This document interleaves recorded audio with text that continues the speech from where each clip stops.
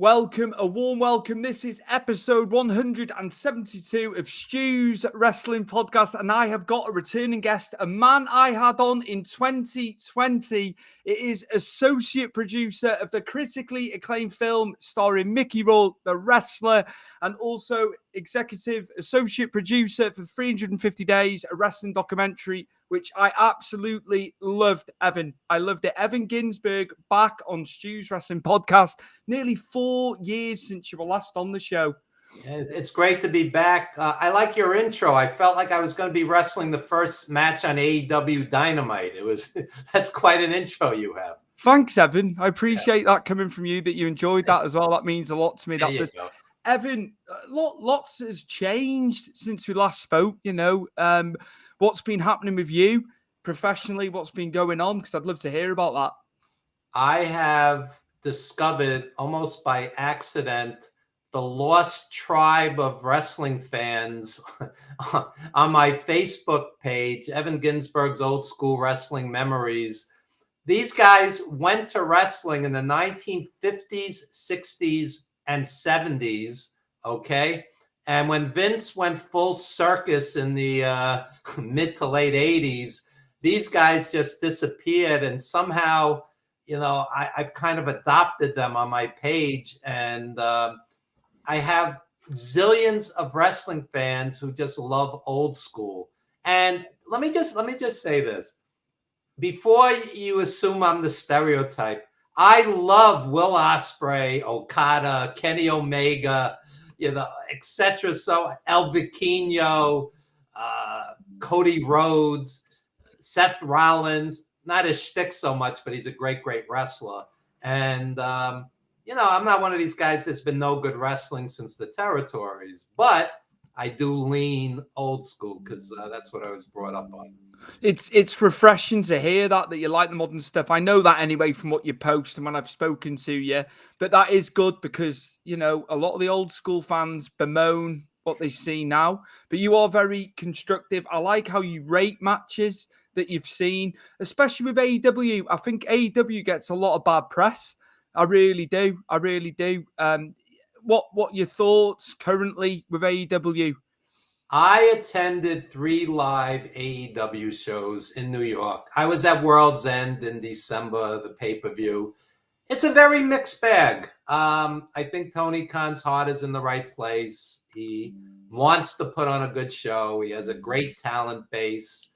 However, you don't need 16 matches in one night, 12 to 16 matches if you include the pre-show when you go to a pay-per-view. Some of it feels very rushed and slapped together. They'll put 8 guys in the ring that have no, real relationship to each other, no feud or anything. Just we want a spot on the show for these guys. And,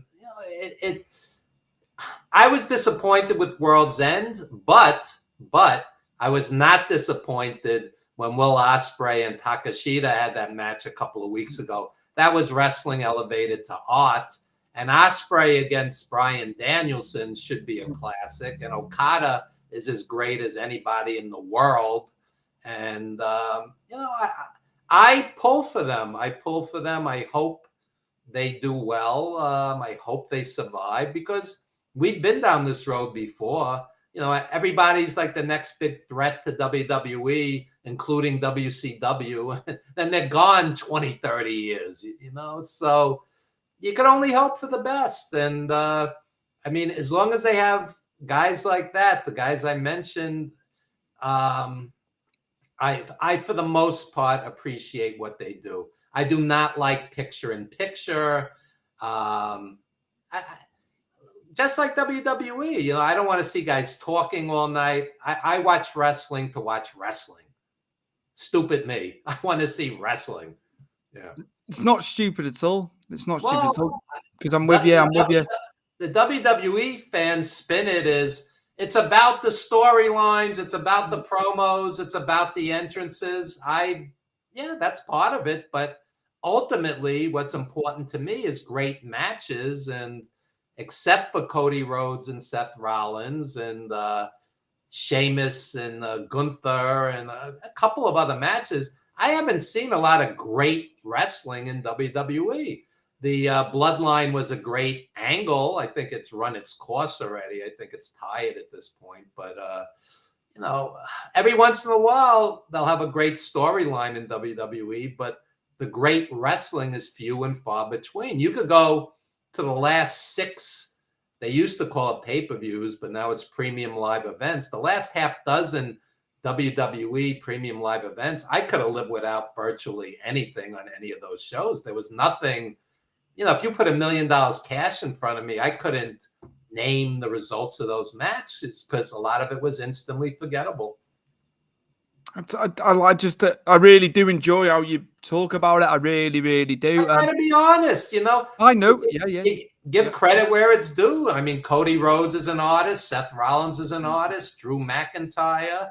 It's criminal what they did to Nakamura. Nakamura was top 5 in the world with New Japan. Now he's just a warm body on a card. Even AJ Styles. AJ Styles hasn't had a great match in 5 or 6 years. He comes out every night and has a good or very good match. Ditto Randy Orton. Ditto a lot of these guys. But where are the great matches? And when the WWE fans spin, you don't need great matches, then I don't need to watch their TV.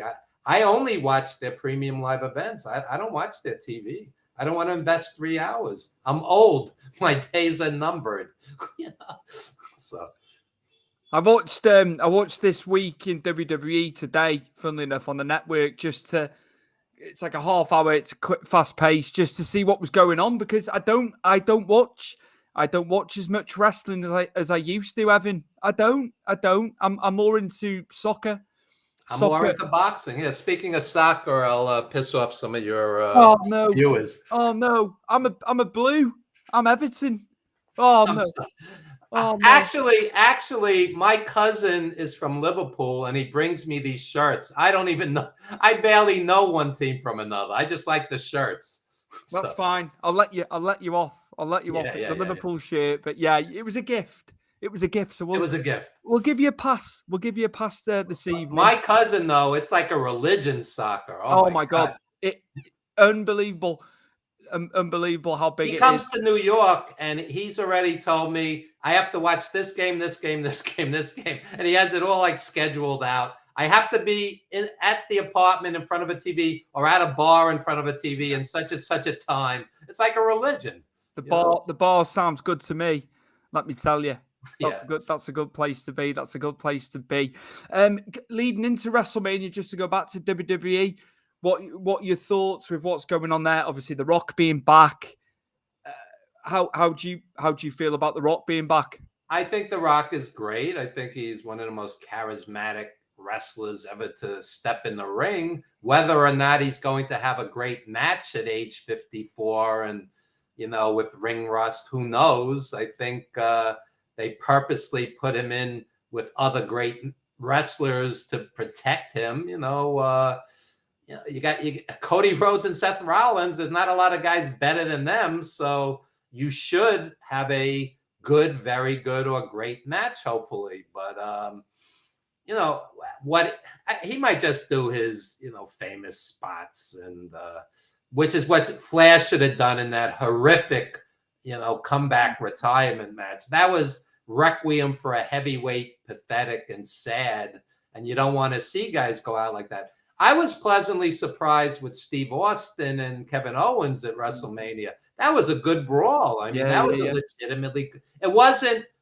It's good for his age. It was good. It was legitimately good. Yeah. Played to his strengths, didn't it? He could always brawl. So yeah, no, I'm with you. I'm with you on that. Done in the correct manner, it will work. The other side is it's so expensive, WrestleMania, that it should be great. It shouldn't be just about the entrances and the promos.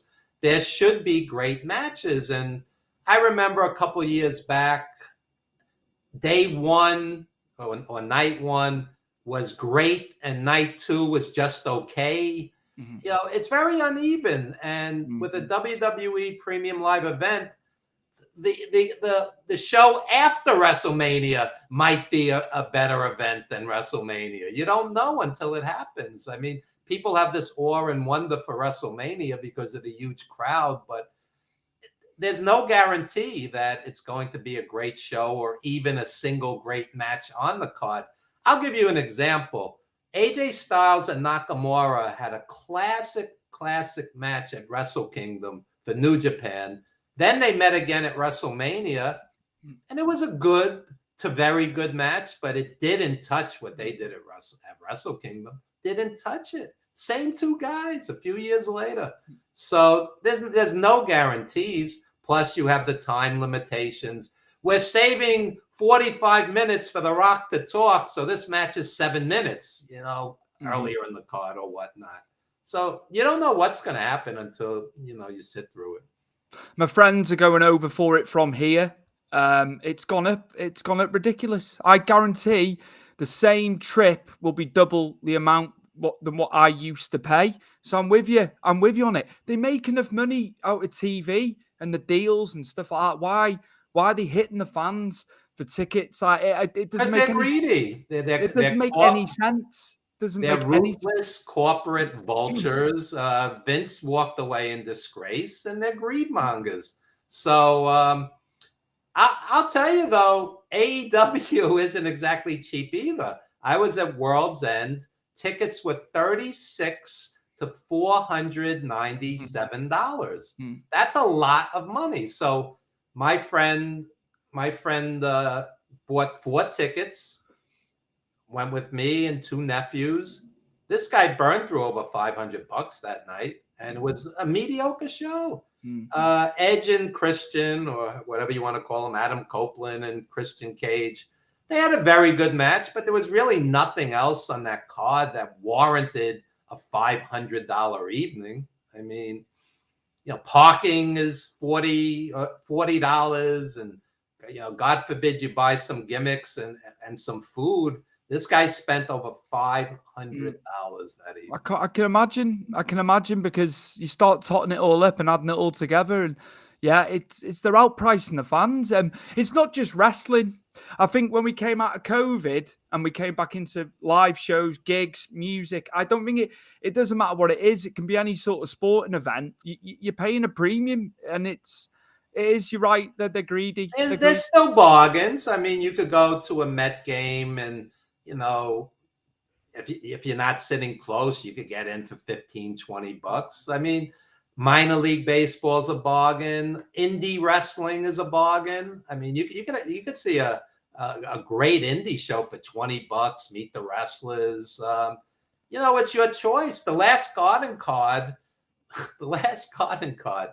mediocre WWE house show, $63 to $479. I mean, do the math. A wife, a husband, and 2 kids. By the time you're done, you get the kids a T-shirt, some popcorn, parking, whatever. So as an old school fan, I don't know how many people know this. The Garden used to be once a month, and sometimes twice a month, but generally once a month on a Monday night. And it was blue collar. It was $3 to $6, $4 to $7, and it gradually went up. But to think $63 to sit in the nosebleed seats, not everybody can afford it. It's like the Knicks. You're going to price out your blue collar fans, and it's totally wrong because we're the lifeblood of anything. It's crazy. It's crazy. As I say, I don't think I would pay. I don't know if I'd pay to go to WrestleMania now. Not only that, I've got to fly from over here to go and do it. It's just you try to go as press. Stu's Wrestling Podcast. No, really, that's the way you do it. Yes, that would be the correct way. That would be the best way for me. Yeah, absolutely. Yes. But I'll tell you, I find it amazing that a fan considers himself or herself a super fan because they'll spend thousands of dollars for a wrestling match. But if you'll spend $5,000 for a wrestling match and you won't put $5 into a Legends GoFundMe, a guy who's in the hospital on his deathbed, or needs money to be buried or money to save his house, then you're not a super fan. Then you're a money mark. I got $5,000 for that, but I don't have $5 to disgracefully, Billy Graham, superstar Billy Graham, Bushwhacker Butch, Virgil, all these guys needed GoFundMes at the end. What at this point you have $1 billion corporation. Why don't they take care of these guys? And let me just say this. The cliche, they all pissed it away on wine, women, and song is just that. Because a lot of these guys are friends of mine, and they never broke $100,000 main eventing around the world and paying for their own travel expenses, sending money back home to support their family. You talk to guys before the peak expansion years, mid-'80s, Hulkamania, rock and wrestling, a lot of these main event legends around the world never broke 100,000. And yes, the money was worth more back then. But the average person isn't paying for hotels every night and 3 meals a day and gas and tolls and insurance and whatnot. I mean, a lot of these guys ended with nothing. And so Triple H at these premium live events, they'll do the press conference afterwards, and we broke the all-time box office record. Okay, then don't be a corporate vulture and help these guys. Like the NFL, set up a fund, take half of 1% of the billions and billions of dollars and set up a fund for the legends that made this company what it became. Vince inherited took over his father's company. And a lot of those guys, were there in the beginning. Take care of them. They shouldn't have to be hawking their autographs for a couple of $100 for a payday because they don't have a pension, health insurance, 401k, nothing. And, Ronda Rousey just wrote a book and she's critical of them and she's getting all kinds of heat. What is she saying that's not true? It's all truthful. Vince walked away in disgrace for how he treated some of these women. What is she saying? She's being mild, some of the things she's saying, She's not going to mince her words the way she is. She will tell you it'll be truthful and that'll be that, won't it? That's her. She's getting all kinds of heat. It's I think, I don't blame the girl. I do not blame her in the slightest. She's going to say the things. It's that's it. But I tell you what, I read Billy Graham's book. I know it'd been out for many years. What a read! What a read that was. Do you know what? I've been going back. George Animal Steele's book. I read that as well. Years where I haven't managed to read. And do you know what, Evan? I thoroughly enjoyed. I learned a lot. About obviously George Animal Steele being a teacher. And doing the wrestling on the side, in the beginning. I used to see George Steele come into Madison Square Garden almost every summer, because he was a school teacher. The term would end in June. Actually, he was a coach. He was a coach also. So he would come in and he'd wrestle Pedro Morales, Bob Backlund, Bruno Sammartino. And then he hit it big with Randy Savage and Elizabeth, that whole angle later on. But he always drew. It was a wild brawl. You never for a second said, hey, tonight George Steele's going to take the belt from Bruno. You never had that. No. It was always entertaining. And, he's a wild man. I'll tell you something that people don't know. Killer Kowalski was a buddy of mine. And Kowalski said to me, George Steele was so in character that he was back in the dressing room after the match and he was still like knocking stuff over. And like it took him a while to calm down. Like an actor, a method actor. So George Steele was very entertaining. And God, I saw him probably 100 times live. But I used to go from 1974 to like 1985 or 6. Right after heel Piper era, I got bored with what Vince turned it into. And then I was going more to the NWA. But for those 10, 12 years, I would go to Nassau Coliseum, Madison Square Garden, Sunnyside Gardens, which is no longer there, Westchester County Center. I go to 3-4 WWF cards a month, and it was dirt cheap. And like we were saying, blue collar and, $5, $6, $7, $8 a ticket. You saw a great show. And sometimes you're sitting right on top of the action. And it's great that some of these guys are making big money, and it's great that, it's a financial success and it's all of that. But for the fans, once, even AEW, they come to New York once or twice a year. It's not a monthly event. I was going to say about George Steele as well, going back to him, when he was younger, he had learning difficulties and things like that. There was stuff I didn't know about. So what he managed to achieve in his professional life is quite astounding, really, isn't it? Because he had his troubles when he was younger. It really resonated with me, that. He was one of the smartest wrestlers in that he kept his day job with benefits, with pension, still made good money as a wrestler, as a part-time gig. And, a lot of these guys did not end up well. He had money and he did well, and not a lot of these guys did. Nikolai saved his money, from the old school guys. But Johnny Valiant had money when he died, but he wasn't rich by any standards. Johnny was a dear friend of mine. Lanny Poffo did well. He saved his money. Randy Savage also. But it's the majority will not end up well, which is sad, because when we did the movie 350 Days, it came out about 5 years ago.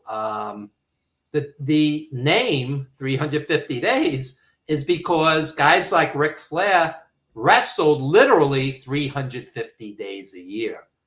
Imagine the toll that takes on your marriage, your children, your life. I mean, it's impossible to juggle both.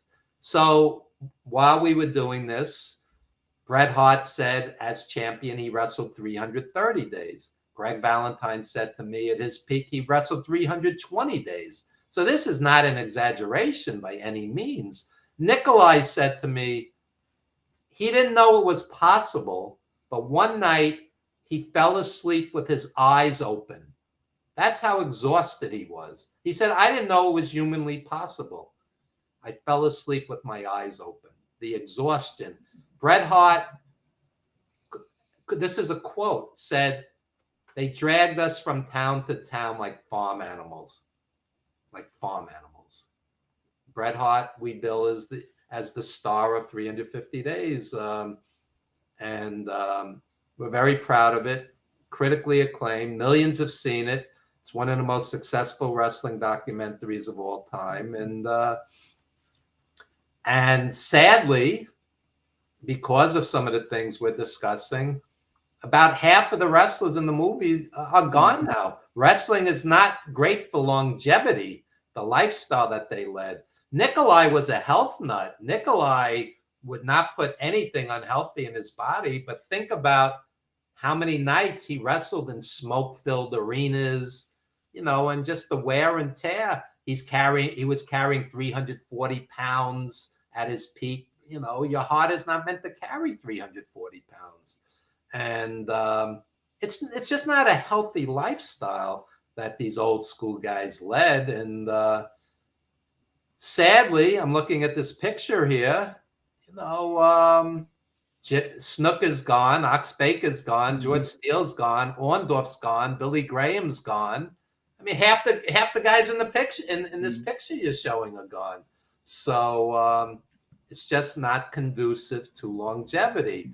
So when the fans disgracefully go, they all pissed it away on Wine, Women, and Song, it's just not true. It's just not true. A lot of them never made it in the first place. They never, people have this odd conception, you're headlining a card in a high school back in 1985 and you're making crazy money. You're not. Some of these guys, I'll give you this, some of these guys who were on top, mid 80s, they were making 400 grand a year. But do the math. If you're wrestling 300, 320, 330, you're making $1,000 a night minus expenses. Mm-hmm. Okay. And minus taxes and everything else. Mick Jagger or Elton John or whoever's headlining those same arenas, they weren't working for $1,000 a night. Believe me, even back 40 years ago. So, don't blame the victim. I mean, the promoters made the lion's share and should have taken care of these guys. Simple as that. Thank you for putting together that documentary. I've watched it twice. I love wrestling history, as you know.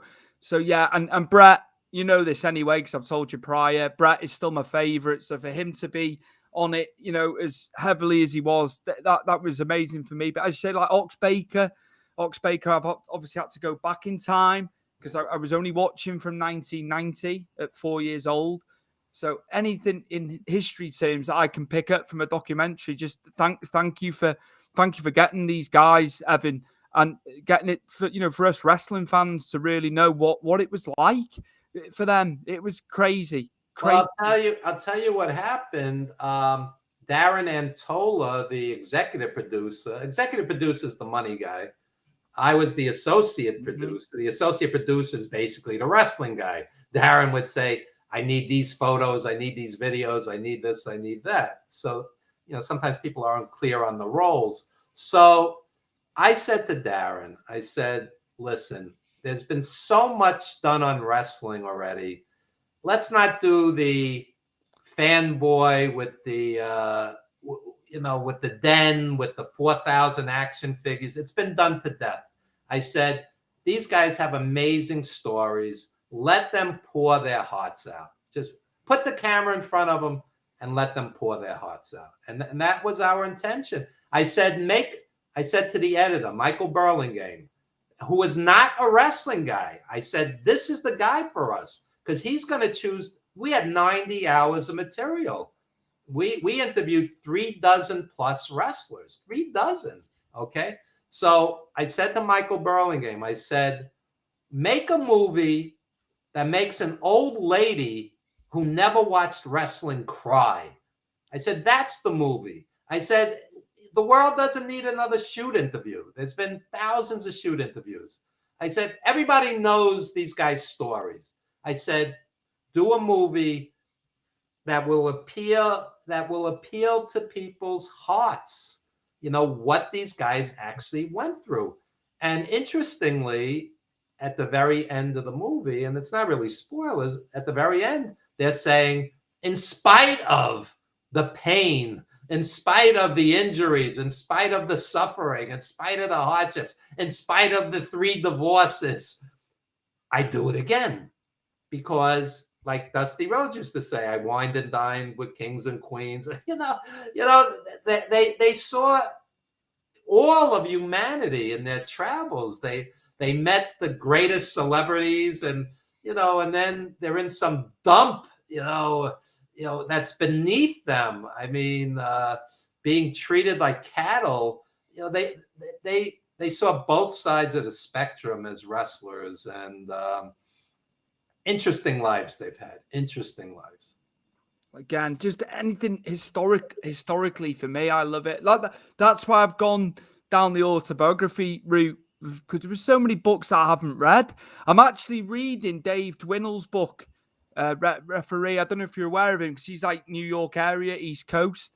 So wow. he was working for the Athletic Commission, when they were booked to go and do that. Yeah. I've been reading his book; is fantastic. He was a guest on this show as well. And he was involved with Vince Sr.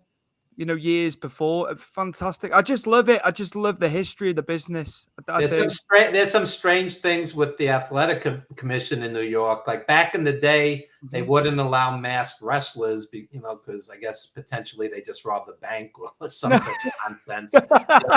So Mil Mascaras came in, and all of a sudden, Vince Sr. is like, this guy has to wear his mask. So this became like this whole big to-do with the athletic commission. So ironically, El Olympico, who was an old luchador, masked luchador, he comes into Madison Square Garden. He's wearing a mask with his face cut out. Like what's the point of that? Yeah. And then the Spoiler, who is a legendary masked wrestler, main event guy, he comes into the Garden with no mask. So he's wrestling Mil Mascaras. Mascaras has the mask. The Spoiler doesn't, because it was like the athletic commission is like, we'll let Mil go, but the other guys, it was just some strange things with athletic commissions, Crazy, absolutely crazy. Evan, also wrestling then and now.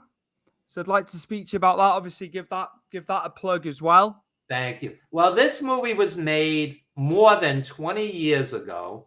And basically, Dwayne Walker is a West Coast director who is not a wrestling guy. So I, as an educator, as a school teacher, he found it interesting that this mild-mannered school teacher is surrounded by all these, behemoths like Killer Kowalski, Nikolai Volkov, friends.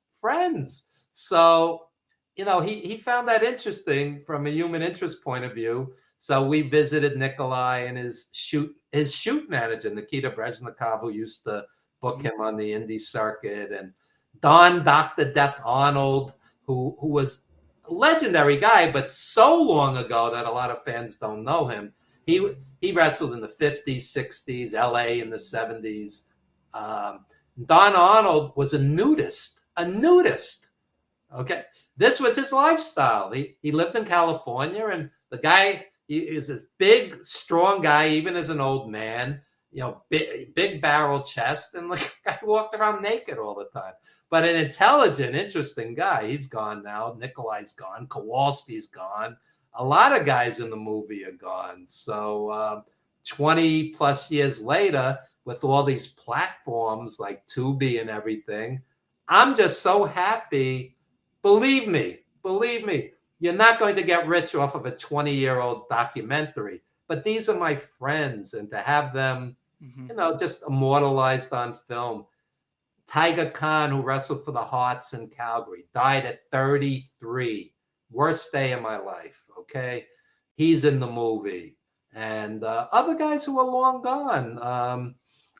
So, I'm just happy. Bobby Lombardi, a local promoter, who started Homicide and Low Key, and a lot of these guys who made it, in this little gym on the border of Brooklyn and Queens. And so he's long gone. And it's just nice that they're here and people are enjoying it. And I'm happy that we were able to find a place for it. It's interesting. Wrestling is white hot now, and you have all these platforms to reach people, and I don't understand why every second show, every second podcast, let's review Raw and SmackDown and Dynamite and Collision to death, every move of every match, every result. You have this great forum to reach people, and I'm like, shoot higher, it's so if I'm going to do, people have no idea. When we did The Wrestler, it was 7 years off and on, 7 years from start to finish. When we did 350 Days, it was 6 years. People have no idea what goes into doing a quality film. And, WWE churns this stuff out in no time. The quality varies. It's always WWE centric, but if you want to do something right, it's a lot of time, a lot of money. And, you got to put in the hours. And the wrestler we shot in 35 days, but there were 5 or 6 scripts prior. Mm-hmm. I helped them with some of that. I didn't write it. I mean, again, I was the wrestling guy. There was one scene in the original script where Randy the Ram blades himself and everybody's at the curtain watching. I said nobody would watch. Nobody would care. It's just another day at the office. These guys were blading every day back then. And they took it out of the script. And then one day I take Darren Aronofsky and Scott Franklin, who was the executive producer. Again, the money guy is the executive producer. And others. I took them to a convention in New Jersey, and the convention was like the WWE Hall of Fame.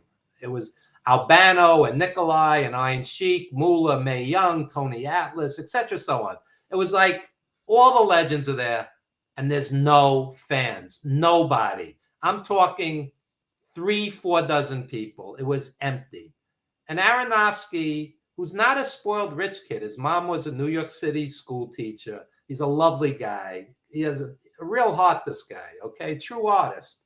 And I'm not saying it because I worked with him. He's just a good guy. So Aronofsky kept going to me, Evan, where is everybody? Like, he felt bad for these guys. Where is everybody? Because he looked at he was an 80s wrestling fan who, drifted off over the years. He lost interest. So, so there was the Iron Sheik with his head down on the table, dead asleep. That's how awful and empty this convention was.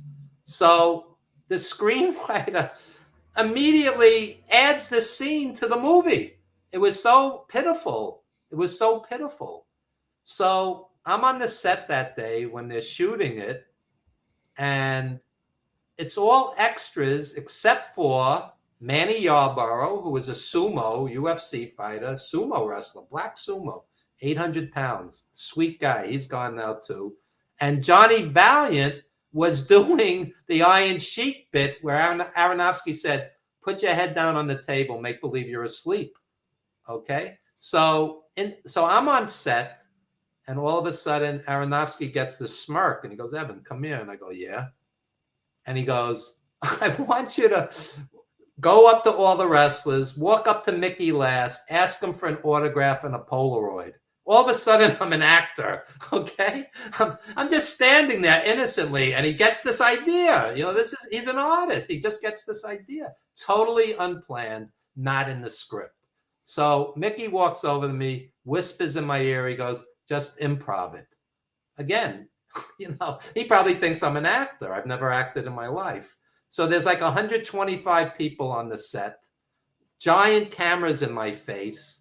The whole time I'm walking up to Mickey, I'm thinking, what am I going to say to him? Because it's not in the script. I'm making it up, literally making it up. So I'm thinking, what would I say to a legendary wrestler that I loved as a kid? And I go, I used to see you at the Garden, Madison Square Garden. I loved you as a kid. Can I have your autograph? Which is basically what I would say to a legendary wrestler. So he looks at me and he goes, and he's improvising. He goes, what's your name? So I'm thinking for a second, and I go, Evan. And how surreal, absolutely surreal this is. I'm playing myself in a fictional movie. How surreal this whole thing is. Okay. So he signs the autograph. And in the trailer, which has been seen by like 5 million people, there's me in that scene with him. And at the Lincoln Center New York Film Festival debut of the wrestler, 2,300 people, sold out, $40 a ticket. I'm in the audience with my girlfriend, who's now my wife. And I don't know if I made the cut or not. I'm not editing the movie with Aronofsky. I'm sitting there like anybody else watching the movie. And all of a sudden I come on the screen. She's looking at the screen. She's looking at me. She's looking at she goes, that's you. That's you. So I tell people this was the best day of my life because we put 7 years of endless work into this, travel, going to the sets, rewriting scripts and 7 years. And in the scene where Randy says to his daughter, I'm just a broken down piece of meat. I look around and everybody's crying. Everybody's crying. It was like Marlon Brando and On the Waterfront. I could have been a contender, like this iconic moment. And Mickey ends up winning the Golden Globe. He loses at the Oscars to Sean Penn for Milk. And there I am acting with him. There are actors their whole life. They would, they've worked for 40 years. They never worked in an Academy Award with an Academy Award nominated actor. It was like karma, the whole thing. So am I allowed to curse on your show? You can curse, Evan. I swear like a drunken Irish sailor at times. Okay. So at the wrap party, we're having this big party, which is basically, it's almost like summer camp ending because it's over and everybody goes their separate ways. The project is over, besides film festivals, of course, but the actual shooting is over. And Aronofsky makes this little speech. I'll never forget it. He says, quote, I don't know what the fuck we have, but we have something. That's his exact words. I'm not paraphrasing. And he was right. He was right, because you will never see a greater performance than Mickey Rourke in that movie. It's heart-wrenching. And, I'm not going to say it's the greatest movie ever made, but that performance is as great as anything you'll ever see. And so at one of the appearances, I said to Mickey, what did you think of the movie after it was all done? And he goes, I can't watch it. It reminds me of my life, because he was top box office, 1980s, movie star, sex symbol, one hit after another. Diner, just one hit after another. Diner was a great movie. And next thing you know, he's getting punched in the face as a boxer. This is not a typical career trajectory. He has a love-hate relationship with movies and show business, kind of like I have with wrestling, because I've seen, talk about the dark side of the ring. I've seen the dark side of wrestling. One night, I was Johnny Valiant's shoot manager. I would book him for appearances. So one night he's wrestling Jimmy Snooker on an indie. Place is packed. Okay? He's getting the Herculean sum of $350 for his efforts, and he's not a kid. He's in his 50s at the time, and it's not easy, okay? So promoter comes to him at the end of the show. Guys, it wasn't a good night. We didn't have a good house. Can we, go a little lower on the fee? And I go, every seat was filled. Give us what you promised us. And this was one of many times you had to deal with that kind of stuff. And where you're on, we did conventions where you would be waiting online to be paid, and the convention didn't do particularly well, and the promoter is working off the door with cash, and it's going from 50s to 20s to 10s to 5s. And you're just hoping by the time he gets to you that there's enough money there where you get what you were promised. And it's disgraceful that, legends, or even indie guys, the whole, hot dog and a handshake deal. These guys are destroying their bodies too. They deserve to be paid. And if they're promised a certain amount, they should be paid it. It shouldn't be, we didn't have a good house tonight. Here's 2 francs and here's a free gimmick table. Go sell your stuff. Talking about salaries and money that's getting thrown around, Mercedes Moné, Sasha Banks, $4 million. Yeah, and there's someone the same night working for $40 on an indie. So she's the exception to the rule. I'm not her biggest fan personally. I appreciate what she does in the ring. I just think she's her own arse. It was like when she was on Austin's podcast on the show on the network. You're on with, one of the greatest of all time, and she was I just found her self-absorbed. You're on there with Austin, me, I. I don't get her. I don't get her. I'm not a fan of her preaching materialism. She has dollar bills in her hair and, the ring with the money symbol and such. I mean, it's a lot of kids, really look up to wrestlers. And I don't think that's the best thing to preach. Everything's about money, materialism. And I mean, in the ring, she's a good enough performer. Yeah. I won't take that away from her. I mean, personally, I'm not spending $500 to see her anywhere, but she's a good, solid wrestler who knows how to market herself. She did some legitimate acting, so that helps her as a quote unquote star that transcends wrestling. I'd rather watch Asuka or even Little Rio in AEW. I just enjoy them more. It's gonna shake the women's division up, though. I tell you, but I've heard of several people they've enjoyed the women's matches.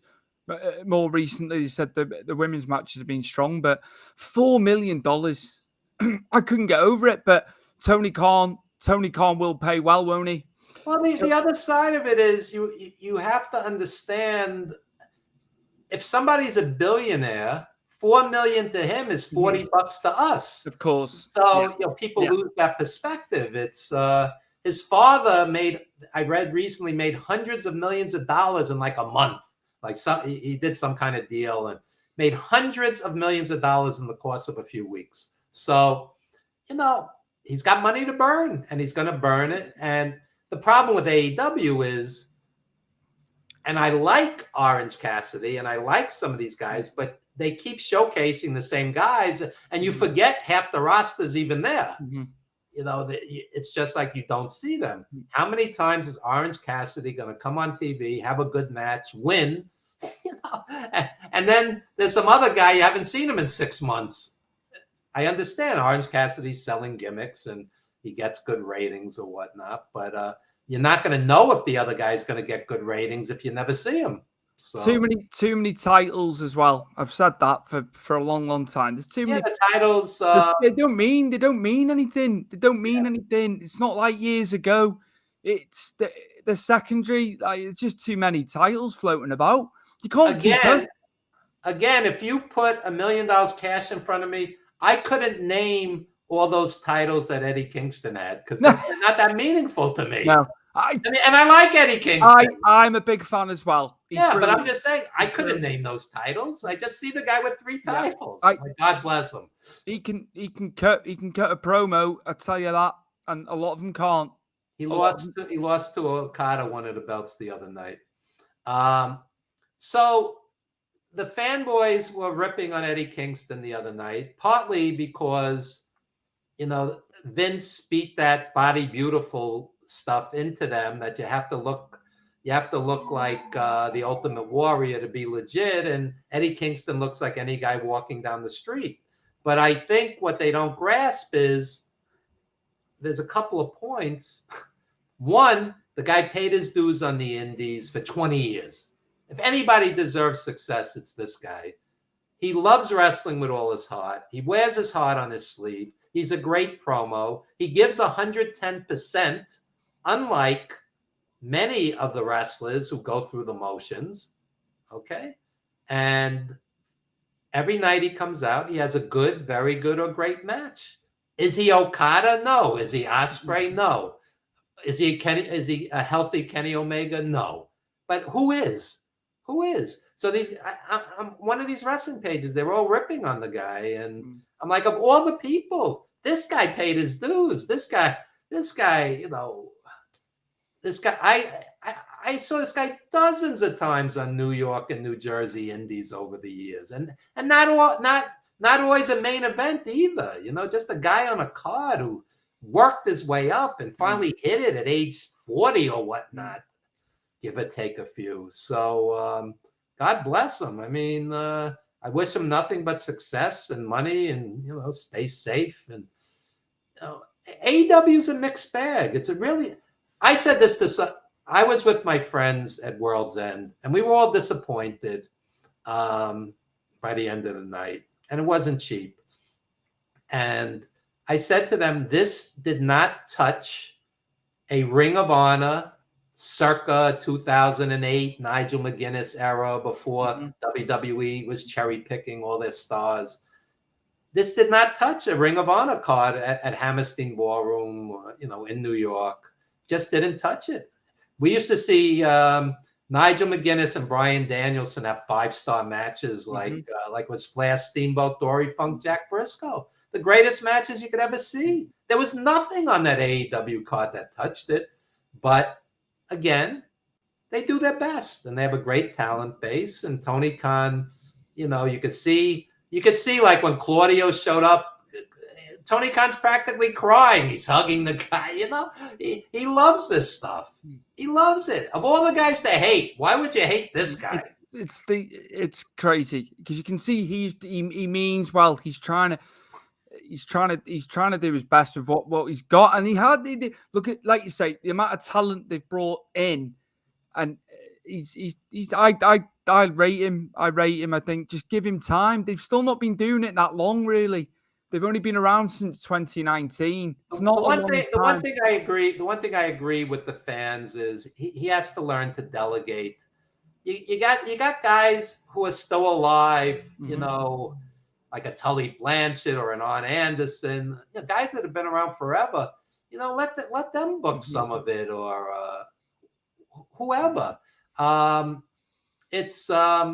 It's too much for one guy. 3 nights a week of TV, and you got the next pay-per-view, and you got Ring of Honor, and all of this. It's too much. Like these Ring of Honor cards, it's a week before the pay-per-view, and you don't even know the lineup. It's like he's writing it on a scrap of paper, in the hotel room, like 3 nights before. Ironically, sometimes it works out beautifully. Some of those Ring of Honor pay-per-views are better than some of the AEW pay-per-views. Like he slaps it together, and it's like throwing stuff against the wall. Some of it lands and some of it doesn't. All in, the biggest show that they were ever going to do up to this point, and there was 70,000 at Wembley. I was there. We didn't know the bloody card. It was all. Yeah. It was very last minute. Yeah. And they had All Out the following week. And All Out was a better show than All In. And this was I said this at the time. I said, we're getting shortchanged here a little bit. This should be. It wasn't put together well. That the card could have been done months before, leading in. There could have been more build. As a show end to end, there wasn't that many promos and stuff. It was very much focused on the matches, which I did enjoy. You're saying about them taking stuff from WWE. In that respect, there wasn't as many promos at the Wembley show.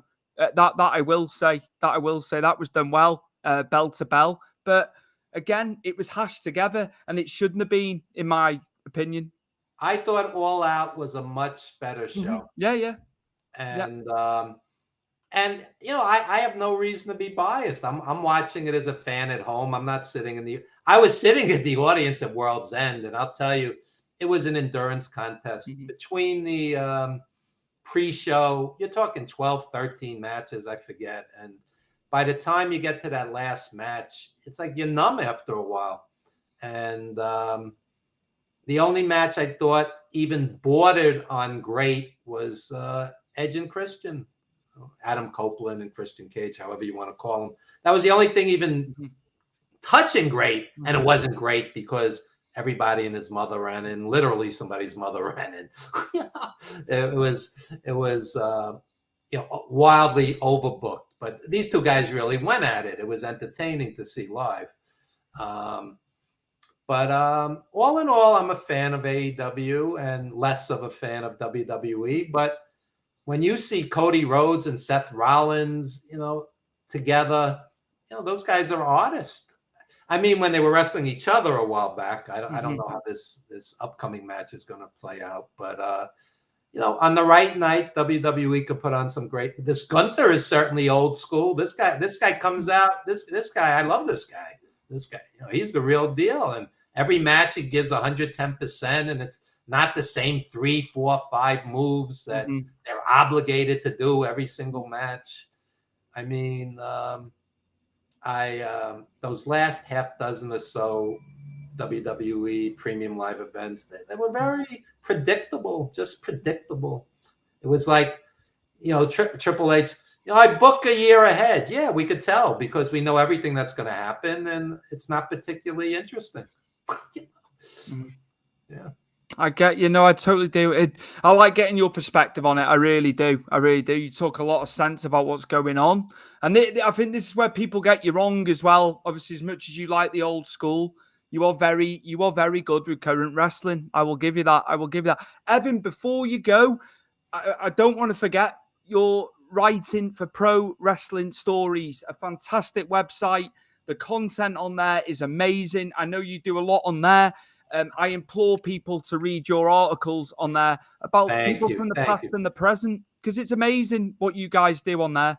I am the senior editor at Pro Wrestling Stories, and I've written 75, 80 pieces. I lose track. And when I write, it's from the heart. It's about a wrestler who was a friend, or a wrestler I loved as a kid, or a wrestler I met and was kind to me as a kid. It's not just a bombardment of information. I think with wrestling, quote unquote, journalism, people mistake scoops and information and results as writing. Great writing can make you cry. Great writing should move you. And some of these stories are quite moving. Johnny Valiant was a dear friend of mine. He slept on my couch time and time again. We went on the road together, and the guy was hit by a car, hit crossing a street that he crossed 1,000 times in his hometown in Pittsburgh. Okay? So this is devastating. For 3 weeks or so, I felt that car hitting me. Okay? So I'm watching TV that night, and all of a sudden, everybody and his mother, what happened to Johnny? It's like, I don't know I didn't even know anything happened. But the guy was famous, so it's on the internet. Johnny Valiant killed in Pittsburgh. Okay? So when I'm writing about somebody like this, it's not, a bombardment of statistics and results. It's, this is somebody I was on the road with. I was with Johnny when he got the call that Jerry Valiant died, his tag team partner. Yeah. I mean, this is real. This is, this is life. It's an emotional, you've got an emotional attachment to the guys. That's Lanny Poffo slept on my couch time and time again. I booked him. And people don't even know this. He called me. He said, Evan, I'm coming into town. I have a friend's wedding. Can you get me some bookings? I said, sure, Lanny, no problem. Because he had moved to Ecuador and he wasn't in New York that much. So, bookings were relatively easy. So he calls me back and he says, Evan, I don't want to run myself ragged. My other friend got me a booking or two. I'm just going to do the wedding. Thanks anyway. No problem, Lenny. No problem. So he goes to see Wicked on Broadway. And he's on Facebook outside the theater smiling and waving. And he goes to sleep that night and dies. Dies. Okay? Same thing. What happened to Lanny? I go, I don't know what happened to Lanny. I'm sitting there like in shock. Shock. He was like Nikolai, health nut. I eat seeds and weeds, and this guy didn't put a bad thing in his body. But again, the wear and tear of decades of being on the road in smoke-filled arenas and carrying a lot of weight on your heart. And, the guy went to sleep and died at age 60, 68 or 9. Yeah.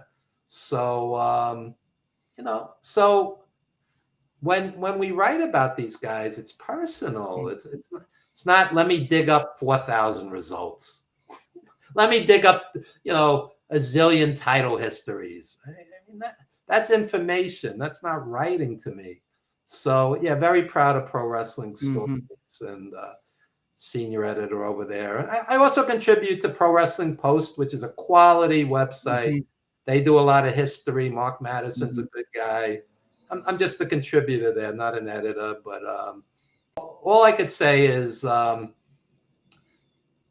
when you create art, and I don't mean to sound pompous, believe me, like Darren Aronofsky, I sat with him.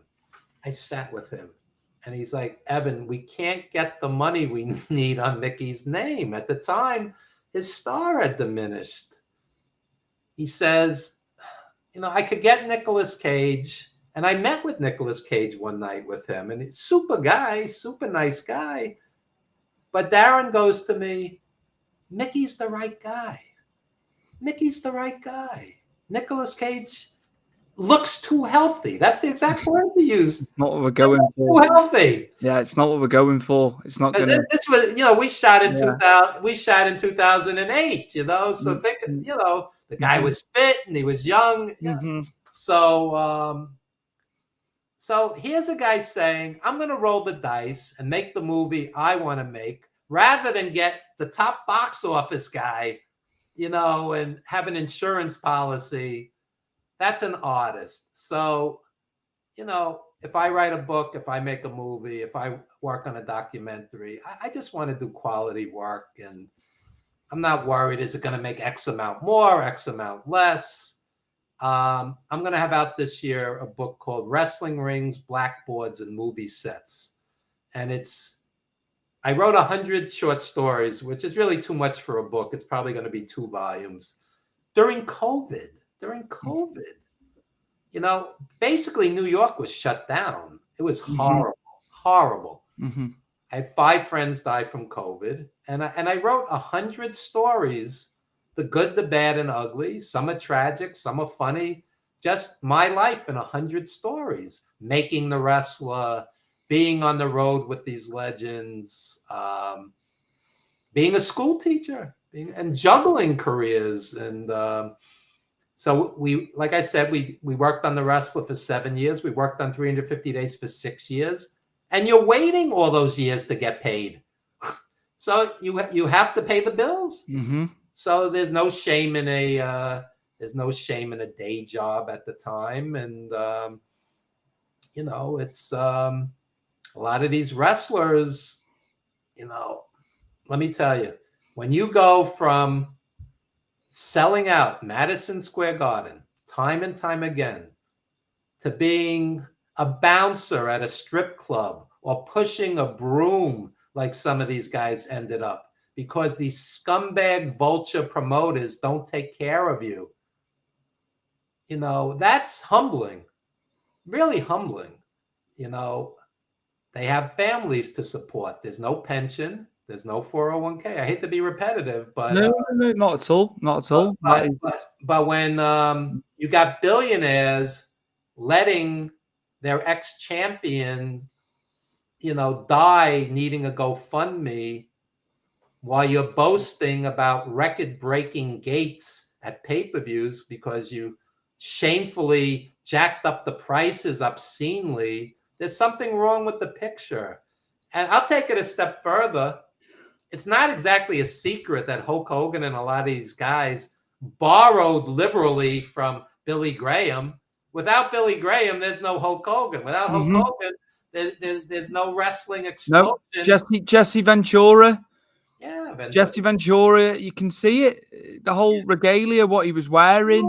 Sure. People don't even realize the lineage of wrestling. It's actually quite interesting. Muhammad Ali, as a kid, was not the brash talker that he was. He's in a radio station in Florida, and who walks in? Gorgeous George. And Gorgeous George says, "Kid, you gotta hype. You gotta hype the card. Hype it. Sell those tickets. Sell yourself. And Ali was a wrestling fan. He was a wrestling fan. So Ali took a lot from Gorgeous George. Superstar Billy Graham took a lot from Ali. Hogan took a lot from Billy Graham. I mean, there's a clear line here.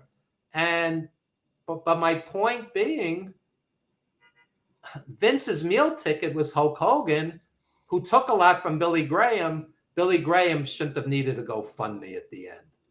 Be a sport, pay for the hospital, pay for the funeral. This guy, besides all the money Billy Graham generated, okay, even back in the day, those were $100,000 gates, So let me toss this in.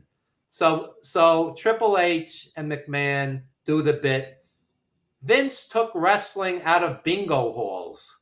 Okay, I'm sitting at Madison Square Garden, 1977. 1977, the Garden is sold out, and the attached felt forum is sold out on closed circuit for Billy Graham matches. Graham and Bruno, Graham and Dusty, etc. You got 26,000 people at the greatest arena in the world, and these guys are spinning that. Vince took it out of bingo halls. I mean, yes, he made it bigger. He made it, broader appeal, but, you can't take full credit. And for the umpteenth time this show, take care of the guys that did it for you, like Billy Graham. Billy Graham. Set up a fund. I mean, look, after Vince walking away in disgrace like he did, they need good PR. If they threw a couple of $1 million into a till to help these guys and they hyped it, they would look good too. It would, and it's a tax write-off or whatnot. Do the right thing, finally. And while I'm on this, put Ivan Koloff in the WWE Hall of Fame. So many. I was only talking to Jacques Rougeau earlier today. Had him on, and why are the Rougeaus not in there? There's so many. Hulk Hogan said the Rougeaus need to go in there. He said it last year, but there's so many. I know there's a bit of contention with the celebrity wing, but what about Cyndi Lauper? I've heard that. I've heard it from various people. It's correct. Do I agree with the celebrity wing? To a certain extent, yeah. She deserves to go in for what she did for rock and wrestling. Ivan Koloff headlined Madison Square Garden 13 times. 13 times. Won the title from Bruno back when it meant everything. This wasn't when you had the guy's champion 16 times. I mean, what? And he was huge everywhere. He was a main event star everywhere.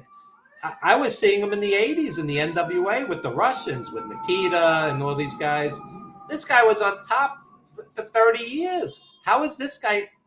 It comes down to Vince's good list, who he has a grudge against, Ken Patera. Ken Patera was as great as anybody. How is he not in the Hall of Fame? I mean, I could go on and on. Bruno wrestled Waldo Von Erich hundreds of times, generated millions of dollars. How is Waldo Von Erich not in the Hall of Fame? It's ridiculous. It's crazy. Evan, thank you so much. Do you know what? Do you know when you were last on? I'll give you the date. Well, I think we pre-recorded it, but I put it out on YouTube, 18th of September 2020. That was episode 53 of this show. We're now on episode 172. Obviously, I've had some high. Alexa, stop. My Alexa is talking. I'm sorry. I was only 30 years old 4 years ago. I've aged terribly since then. And this lighting doesn't help. I know. We've had issues with the connection. Yeah. So I appreciate you've had that blinding light in your face for the entirety. So thank you so much again. My pleasure. And you do a great show. I've watched many of your shows, and I mean, what you do is so far and beyond. Let's overanalyze everything on WWE Raw. I will talk about matches here and there. I've never been good at breaking down long-winded a card, an event. I will go into matches. It's not my forte. I get you guys on because that's what this business is about. It's just far more enriching for me to hear what you guys have done in the business than, we cannot, like you say, they're few and far between the ones that review the shows. I You know, on Evan Ginzburg's Old School Wrestling Memories page on Facebook, we get into these deep discussions, and I'll leave you with this because I know you want to wrap up. You've been on all day. What it boils down to is, as you get older, you're still relatively young, but as you get older, I'm getting there. Yeah, as you get older, your father, your grandfather, your uncle, and not to make it all male, your mother, grandmother, whoever, took you to matches as a kid. Mm-hmm. You went with friends as a kid. Mm-hmm. A lot of these guys are gone. A lot of these guys are gone. Mm-hmm. And my father died when I was 20, and Wow. he took me to rest. Yeah, he took me to Wow. wrestling throughout the 1970s. So, I think some of the best nights of my life were going to wrestling with my father, with his friend who's gone, with some of my friends who are gone now.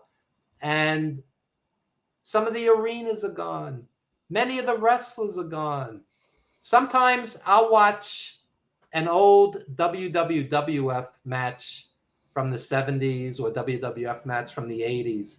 And you're watching, for example, Piper and Snuka, and Monsoon and Heenan are calling it. And there's the referee, and there's the ring announcer, and you go, they're all gone. Mm-hmm. It's images. I've had that. I've thought the same. Yeah. I thought the same as you. It is. Yeah. In a way, it's scary. It is scary when you think that like 6 or 7, 8 people may be in that ring, and many a time over the years, I've thought exactly like you. But the charisma is so off the charts that there's a disconnect. You can't. I was on a show called Autopsy about Roddy Piper out of Britain. Okay. No. And I watched this guy and I can't believe he's dead. I was on a show called Autopsy. Wow. Okay, talking about him dying. But when you watch this guy, heel Piper, better than face Piper, heel Piper. And I was there for a lot of those matches. Piper would come out and it was like he didn't know what he was going to do 1 second to the next. And 10, 12 minutes later, it was over and it was like carnage. And you would go, you could breathe again. It's like you weren't breathing the whole time. Him and Snooker and him teaming with Bob Orton. And it was unbelievable. So the beauty of all of this, and I kind of touched on it before, these guys have a little piece of immortality, 100 years from now, you could watch a Piper match. You could watch any of this. They'll still be here with us, still entertaining. That's the beauty of it. Absolutely. Yeah. We know there's a dark side of wrestling. We've seen all the episodes, but that's the beauty because these guys were artists. The great ones. I mean, the great ones were artists. Wondorf and Piper and Snooker and, oh my God, Bob Orton Jr. What a wrestler this guy was. These were artists, and they'll live. Oh, Bob Orton's still here, thankfully, but these guys will live forever. Yeah, much respect, and much respect for the sacrifices. Absolutely, the injury. Absolutely. I know they chose. Hurt. I know they chose to do it, but in the same token, they did it. They did it for us fans as well. They were performers. I'm with you. But the other side is when you're 20 years old and you get your contract and this is your dream, you don't fully grasp what you're getting yourself into because you're in terrible pain. And if you don't wrestle, you're at risk of losing your push, losing your spot, losing your job, losing support for your family. So all of a sudden you're taking pain pills, you're doing what you need to keep going. And, they don't realize on a cold, rainy, damp day when they're 40, 50, 60, they're going to be in pain from the injuries over the years. I've had wrestler friends say to me, quote, Evan, I'm always in pain. Always. Mm. That's a sacrifice. And That's it a real is. What sacrifice. is? Yeah. So Yeah. much respect to you for your show. Much Thank respect to you. the Thank you. legends. Less respect to the corporate guys for not doing the right Of course, I know my friends are gonna have a good time in Philadelphia. Don't get me wrong, but it is expensive. It's gone up a lot. It cost a lot when we were going years ago, but they're gonna have a good time. They're looking forward to it, you know. So it's just people will pay, even with the Astron. I'm paying big money. I'm paying $2 a month for Peacock, so I'll watch it there. Yeah. You'll be comfortable. You'll be comfortable at home there watching. Hopefully, I'll be awake. Some of the WWE pay-per-views are stultifying. Hopefully, it'll be good. I thought you were going to say because you guys had to be up for Elimination Chamber when it was in Australia. Oh, because that did make me laugh. That was no prize. That show. That was just like, okay. Some of the Americans were like, we're having to stay up. No spoilers. No spoilers. No spoilers. I said, we've been getting up at 1 a.m. for years to watch the pay-per-views over here. So don't, honestly. The only show I do that for is Wrestle Kingdom. I'll get up in the middle of the night because you know it's going to be good. Which I don't blame you. I don't blame you with that because, it's every year it delivers. Every year, without fail. Pure wrestling. Evan, thank you so much. Thank you. We could do 3 hours next time. Easily. If not six. I tell you. Thank you for the kind words. Thank you for the kind words as well. Coming from you, it means a lot. It does. My guest today for episode 172 of Stu's Wrestling Podcast, returning for his second appearance on the show, associate producer of The Wrestler, associate producer of the fantastic 350 Days Wrestling documentary, which I implore you to watch. It's fantastic. It is Mr. Evan Ginzburg, all the way from New York there. Thank you very much. Thank you.